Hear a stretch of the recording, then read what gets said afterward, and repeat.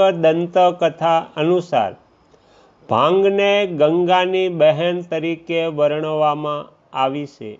તેની પાછળનું કારણ એ છે કે બંને ભગવાન શિવના મસ્તક પર નિવાસ કરે છે.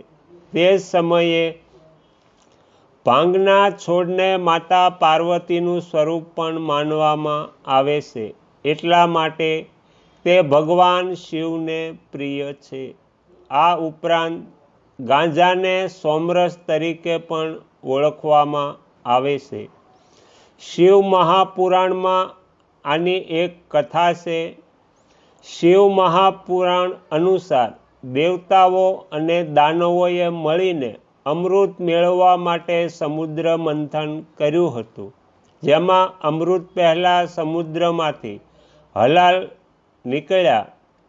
સમુદ્રમાંથી નીકળેલું ઝેર